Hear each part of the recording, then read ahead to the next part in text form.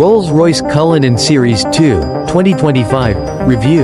The Isolating Monolith. When Rolls-Royce said it was going to make an SUV, or, rather awkwardly, a high-sided vehicle, there was much bluster, huffing and disgruntled coughing that those at Goodwood could create such a thing. It perhaps didn't help that the resulting Cullinan is monolithic in shape and size, controversial to say the least. But was Rolls-Royce bothered? It was not. The Cullinan has been a key driver of the company's growth in recent years. With only a small COVID blip, not only have sales soared, 2023 was an all-time record. And 2024's were still impressive, but average transaction prices have gone up. Small international markets have become big markets. And the average age of Rolls-Royce owners has gone down, 56 in 2010. Low 40s now. And an ever-increasing number of customers are taking the bespoke route. Way beyond simply ticking a few boxes on an options list. This is an interactive process whereby customer and Rolls experts liaise on personalizing the car to suit the buyer's tastes and lifestyle.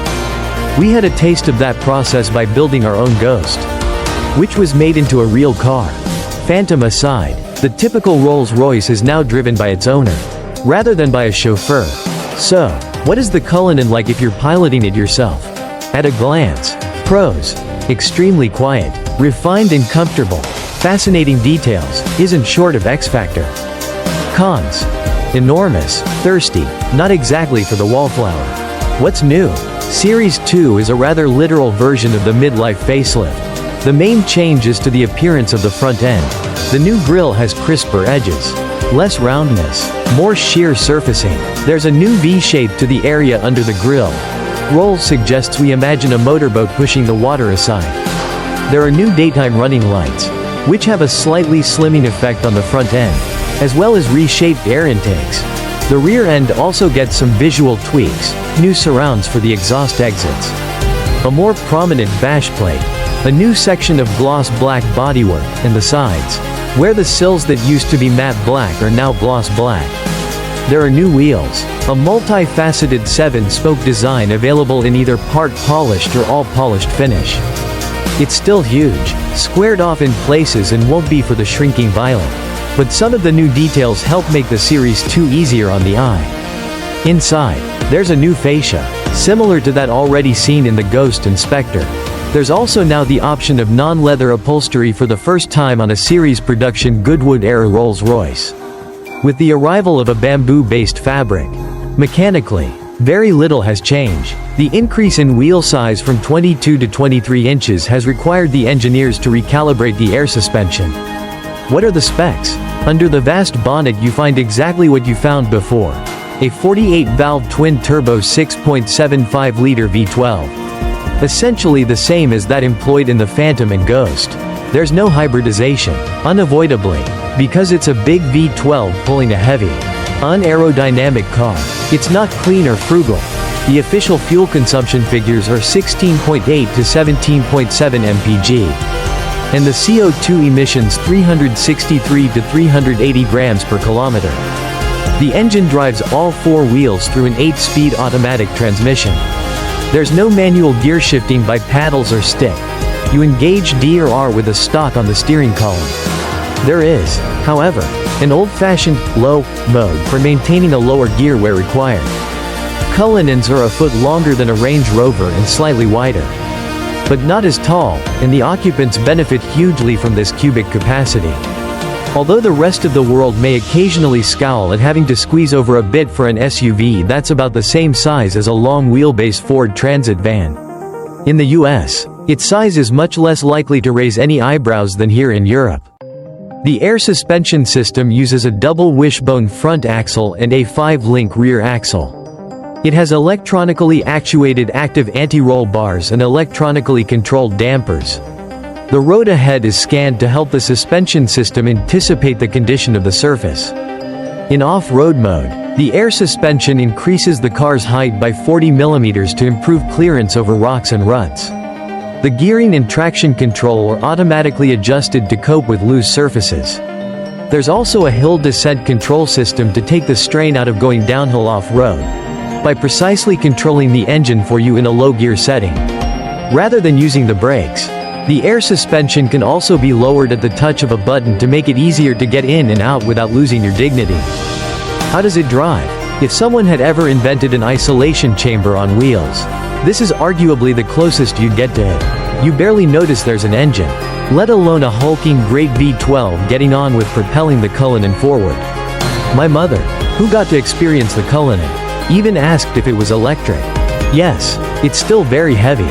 And yes, it now has even bigger wheels than before. And yet it rides in corners impressively well. The calibration adjustments to the suspension have been carried out with aplomb, resulting in a remarkable ride quality even over rough tarmac. There's still some lean in corners, but it's less than you'd expect from something this tall, large, heavy, delete where appropriate. The brakes, as before, could be more powerful. You always stop in time.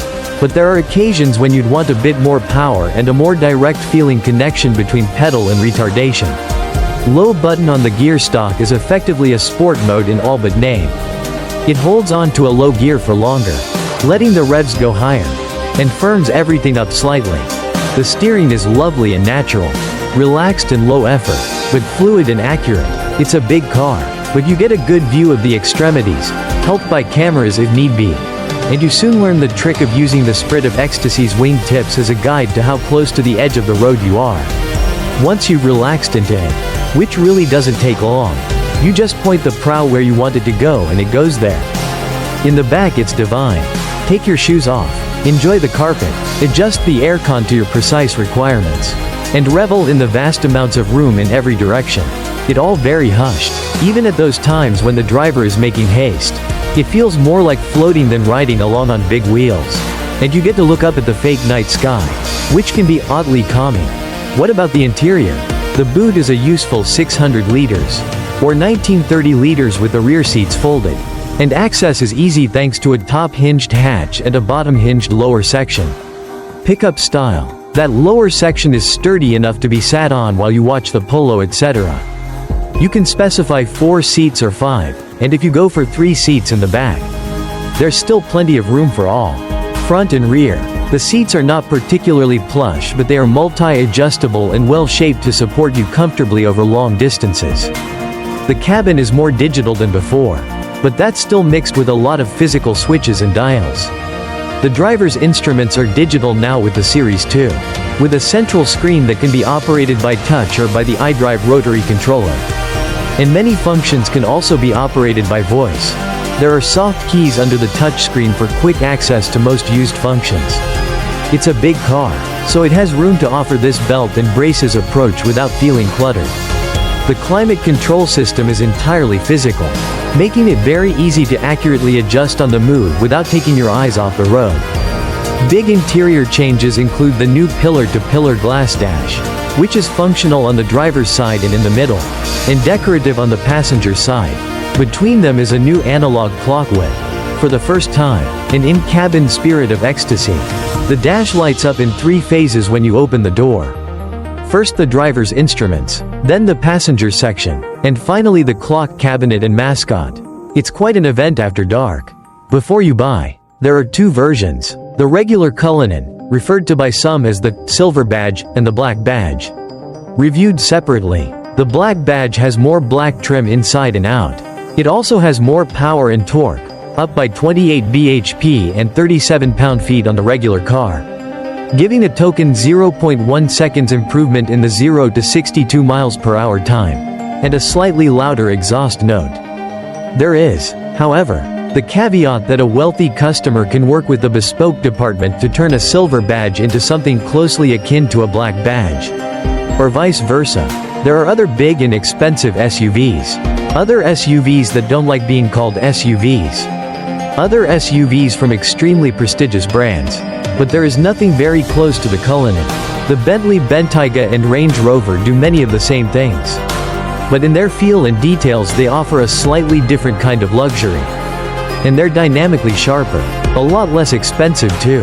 The Ferrari Purosangue has the glamorous name and the price, but is much lower and less roomy, and isn't pretending to have any significant off-road ability. And from Rolls-Royce's point of view, its customers tend to be so very rich that they don't need to choose between a Rolls-Royce and a Ferrari, they buy both. Verdict: Rolls-Royce Cullinan Series II. In the cold, hard light of objective reality, Series II isn't drastically different from the Series I but with a new dash. New wheels, some slight visual changes and a handsome price rise. If you weren't interested in Cullinan before, you likely won't be now either. The new tech and suspension changes improve an already refined and user-friendly car. But many of the Cullinan's base attributes happily remain untouched. Just as any Rolls-Royce should, it is an impressive lesson in refinement and comfort. The Cullinan is impressively quiet, remarkably well put together and supremely comfortable. If you buy into the Rolls-Royce idea of luxury and sophistication, the Series II is a step forward, albeit not a big one.